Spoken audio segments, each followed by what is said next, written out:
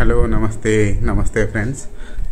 విశ్వ గారు అన్నట్టు డ్యాన్స్ ఈజ్ ఏ థెరపీ అండి. డ్యాన్స్ చేయడం మన ఈ శరీరానుకున్న సహజమైన కళ.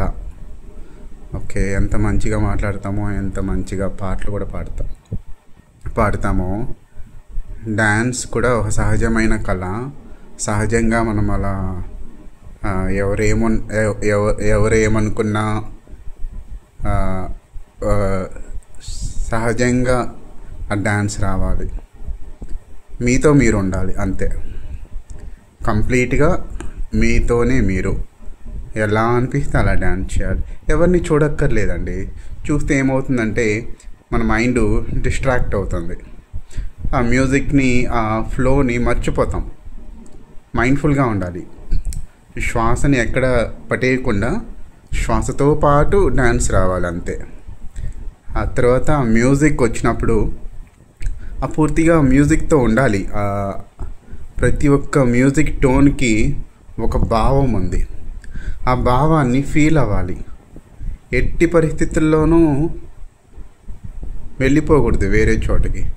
పూర్తిగా మ్యూజిక్ ఫ్లోలో ఉండాలి. ప్రతి సెకండ్ ఆ ఫ్లోలో ఉండాలి.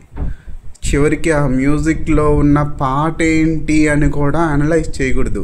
మ్యూజిక్ని మ్యూజిక్ లాగానే ఎంజాయ్ చేయాలి. మ్యూజిక్లో నుంచి ఏంటంటే డైరెక్ట్గా ఫీలింగ్ వస్తుంది అన్నమాట.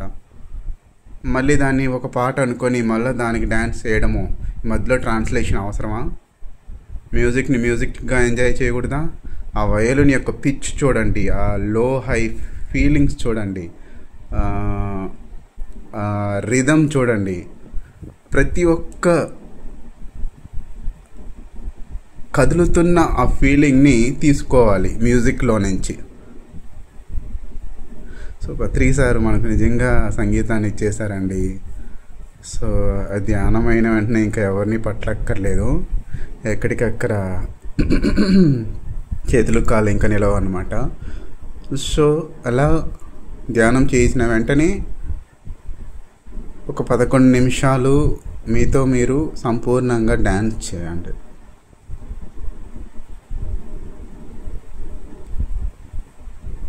Thank you.